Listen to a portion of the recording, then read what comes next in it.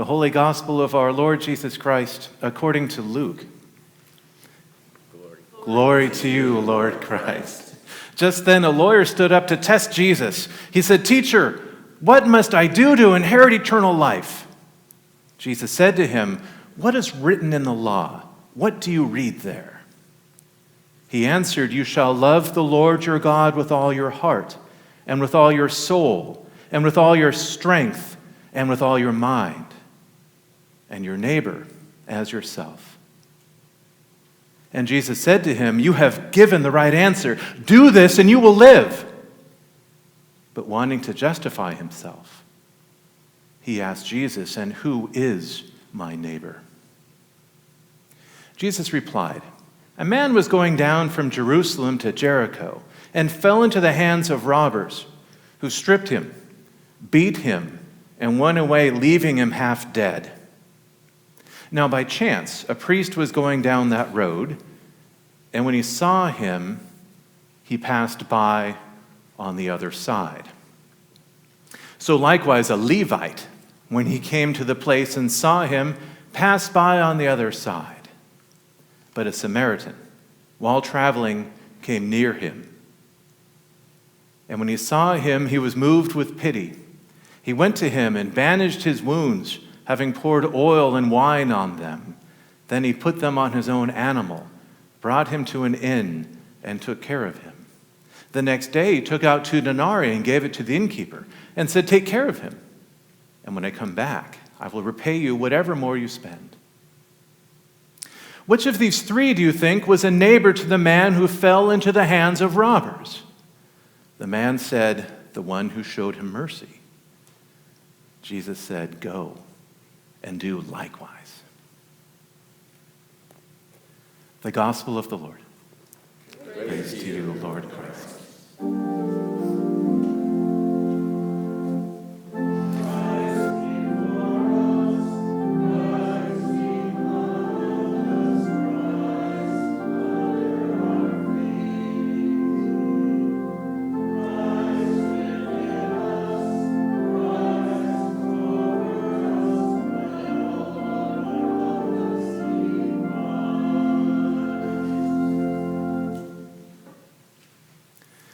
The words of my mouth and the meditation of my heart be always acceptable to you, O Lord, my strength and my Redeemer. Amen. Please be seated. I missed you. It's been 12 days. It feels like it's been a month. Anyway, I missed seeing you. For those that don't know, I went on what's called a vacation. And for those that have family and children and travel to go see other families and other children, I need a vacation after this vacation. We had a nomadic lifestyle. We left Monday, I forgot what day on Monday, and flew to Seattle. And then we stayed with my parents for 3 nights. And then we went and stayed with my good friend Jeff and Mark in their house in North Seattle for 3 days. And then we flew to the Bay Area and stayed with my sister-in-law at her house for a day. And then we drove up to the Sierras and stayed in her cabin for 4 days. And then we drove down, are you getting tired yet? And then we drove down on Friday and had a lovely sushi dinner. And then at 11:41 p.m. on Friday, I jumped on a plane that took off from San Francisco. And then yesterday, I got to Sarasota at 11 a.m. Have you ever traveled like that? Anybody ever done a red? Yeah, yes. I have no idea what day or time it is right now. But I'm glad I am here, and I'm glad that you're here. So a friend of mine, Tom Morelli, he is retired, but he was the chief operating officer for a number of multinational corporations. And he loved to do red eyes because it gave him the most productivity on the ground. And so I called Tom yesterday, and I said, "So, brother, I need some advice. What do I do?" And he said, "Okay, here's how you handle your red eye flight. Drink more water than you think you need to drink." Like, okay, I can do that. He said, hydrate yourself, drink water, and when you think you've drank enough, keep drinking. Okay? He said, number 2, go and exercise. Okay, I can do that. He said, number 3, stay awake as long as you can, and then go to bed. And when you wake up, drink water, exercise, go back to bed. Okay, good. So I was on the phone last night with Christy at 8 o'clock our time, 5 o'clock hers, and because Christy and the boys are still in California, and I'm just barely staying awake, and I said, I'm going to head off to bed. So I go to bed, fall asleep, and then an hour and a half, 2 hours later, the cats decide that they are angry that we left for 12 days and decided to act out this Shakespearean play of anger right on the bed, right? It's a king-size bed, half of it's open, and they all wrestled on my side, right? So by 11 o'clock, I threw the covers up, right? I'm awake, and I was angry because I should be asleep. And so I remember, Tom said exercise. So I thought, all right, it's 11 o'clock at night, I'm by myself, the gym isn't open, maybe I'll go for a jog around the neighborhood. And then, then I'm thinking about, what if I tripped and broke my knee? What if I ended up like the guy that was beat and robbed in the lesson from today? Wouldn't that be an interesting day on Good Samaritan Sunday to be the one who was acting, where's Father Dave? Well, he was beat up last night. Good Samaritan stopped and helped him. That would be living way too much into it. So I went outside. And one thing that I missed about Florida and our home is that there is a particular smell in the air in our neighborhood. It's a mixture of some sort of flowers, some sort of trees. I don't know what it is, salty air. I just started breathing it in. Now, I had been in the high Sierras where, if the humidity gets up to 15%, that's a good thing. And so my skin is coming back. It's nice. But so I'm out there just doing deep breathing, realizing I can't exercise. At least I can breathe. And then I saw my pool. And I thought, I have a pool. I can go swimming. I'm not going to drown. I'm a lifeguard, for goodness sakes. So I got in the pool and I started swimming laps, not too soft, but not overly hard. I don't want to overdo this. So I'm swimming laps, having a good time. And okay, so I drank water and I've exercised. Okay, now it's time to go to bed. And my brain was just full on. You know what that is? When you close your eyes and you still see stars? It's one of those things that my brain was wide awake. And so I thought, what do I do? And then I noticed I had a float. And we have this long float that we can lay on. It's blue on one side, clear on the other. It has a bunch of rainbow colors on it. And one of my favorite things in the whole world to do, besides reading the Bible, one of my favorite things in the whole world to do is to lie on that mattress, to sit there on the waves on my pool, and to stare up at the sky. I love doing it. And I think to myself, you're not fixing anything, you're not writing anything, you're not cleaning anything. There's stuff to do, but I tell my mind, no, I'm going to lay down. So I laid down on the mattress last night, stared up at the sky. Anybody see the sky last night? At midnight? It was, the moon was obscured by these dark clouds, but the clouds also allowed for occasional the stars to come through. It was gorgeous. I just lied there. And I'm thinking, I can't sleep, and I love this congregation. I want to do well, and I need to get to sleep. And I started thinking, but I can't sleep, and I'm going to lay here. I'm supposed to exercise. I'm supposed to relax. And then it just drifted down from heaven to me. Be kind to yourself. Be kind. Relax. So I did. I don't know how long I laid there. It was just so nice just to be watching the clouds because they were moving. And different stars are showing up at different times.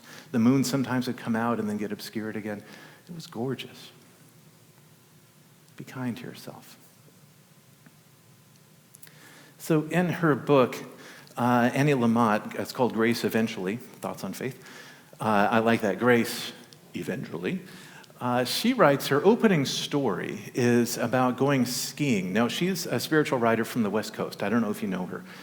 She would speak often at my seminary and stuff. But she has a son who is a snowboarder, and so she took him up to go skiing as a good mother-son type of activity. But if you know a teenager, and if you've ever been snowboarding, he just took off, right? He just left her and went off to go do what he's going to do. And so she went on the bunny slope a couple times, and she started saying to herself, you know what, I'm a grown woman. I'm a published author. I should be able to do an intermediate slope.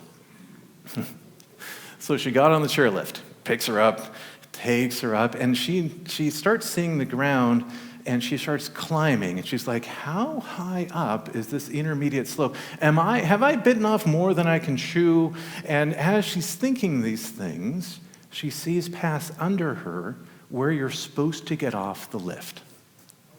Oops. And so it goes by, and then she thinks, I just missed it. And then the slope starts to go back down again. And every millisecond that she realizes that she's still on the lift, the ground gets further and further away. Now, authors, writers, they tend to get into their head, and they tend to overanalyze things. And so she started overanalyzing this about how long am I going to sit on this lift, because every time I wait, the ground gets further and further away. And so 5 feet was the magical number. That's when she decided she would push herself off the lift. So 5-foot drop, she hit the slope on her skis, on her feet, and then promptly fell backwards, and her skis came up like toothpicks, and she fell over on the ground, lying in a pile of black ski mess. Yeah. So she looked around, and some skiers were jeering and pointing and kind of laughing. Other skiers were ignoring it. They would see her, but pretend as if they didn't see her. A lot like the gospel lesson of the Good Samaritan. Some looked, but then went on the other side, and others just decided not to look at all. And then she heard a skier pull up behind her. And the kind words of, "Can I help you up?" And so this brunette skier with dark coal eyes and a pink hat helped her up onto her skis, and then took her pole and got the skis off so Annie could stand on her own, and then took her skis and helped her over to a nearby bench. Meanwhile, Annie notices that her hands are getting cold because somehow when she fell, all the snow went up inside of her gloves and is now freezing the inside of her hands. And so this kind woman took off her gloves, hit the snow out of them, and said, "Here, why don't you take mine?" And she gave her warm gloves. And then from a small backpack, she pulls out a thermos of hot tea. "Here, sit, drink some tea." And then the woman said to her, "I'm going to go ski again, and then when I come back in about 20 minutes, you'll be feeling all better about yourself." You see, Annie had been lying there beating herself up and saying, I shouldn't do this. What am I thinking? I'm so stupid for doing this, and everybody's making fun of me, and I'm cold, and I may have broken something, and what am I thinking? What if I broke my arm and I can't type? All of that stuff, right? All that guilt, all that stuff was building up inside of her. And then she drinks this hot tea, wearing someone else's gloves, and she starts to warm up, and she starts to forgive herself. And then the woman comes back. Her hands are cold and white from not wearing gloves. And she took her old gloves, and Annie put her gloves on and warmed her hands up. And then Annie decided that she could ski the rest of the way down. And it would be okay if she turned and fell, because she would get up and she would ski a little more and turn and fall and get up and ski. It's because she was being kind to herself. What if the parable of the Good Samaritan has a lot to do about how we treat ourselves first, and then how we treat our neighbor, and then how we treat our God? Can you love someone if you don't love yourself? Can you be kind to someone if you're not kind to yourself? We've all been around angry people. And somewhere inside of us, the word says to us, they are angry at themselves, and they're working it out on me. What if the Good Samaritan is us? What if the one who's also beaten and robbed is us? And what if we're the ones who beat and robbed ourselves? So there's a popular t-shirt line, you may have seen it. It says, "Love God, love others." You may have seen the bumper sticker that says, "Love God, love others." And that's a great way to encapsulate what this whole gospel lesson is saying. It's very good, but it's missing something. What if it was, love yourself, love God, love others? What if we left out the step of loving ourselves first? I mean, this whole command of love the Lord your God with all your heart and soul and strength and mind, and love your neighbor as yourself, doesn't it have the preconceived idea that we love ourselves first? So I pulled into the return area for a rental car in SeaTac in Seattle. I had already dropped off Christy and the boys with their luggage as they were flying to the Bay Area. And I was going to drop off the car, they were going to check the bags in, and we were going to meet up at TSA. Sounds like a good plan, right? Ever drop off a car at a rental place and suddenly it doesn't go the way you thought it was going to go? And so I pulled into line, and I'm getting more and more anxious. My phone is texting, "Where are you?" Like, the bag's already checked. I'm like, I know. And I'm getting more anxious. And the guy in front of me is sitting there, and then the rental agent comes up and comes to him. And he says, I think this guy is in a bigger hurry than me. So she comes to me, checks the car in. I thank him. And he said, "You just look like you needed to be in a hurry." So I wonder, the kindness that he showed me, was he being kind to himself first by showing up earlier than he needed to? Was he being kind to himself? And by allowing that, was he then kind to me? So I wonder, what is your cushion on the pool? What is your favorite thing to do that is just for yourself? The things where you're not cleaning and you're not fixing, the things where you're not doing all things you have to do. What is it that you can do for yourself, for yourself? As you hear about your preacher today, who lied down on a mattress in the middle of the night when he should be asleep, watching the stars because it's one of my favorite things to do in the world, what if the message today was for you to go and do likewise? What if today you are going to do something to pamper yourself, something only for you, that is not productive, that doesn't do anything else except for caring for yourself? What if you did that today? What if you took the time, the way that the Samaritan found the man who was beaten and robbed, the way that that man took care of him, put him in a hotel, gave him wine and oil? What if you did that for yourself today? How much easier is it to love God and love your neighbor when you love yourself?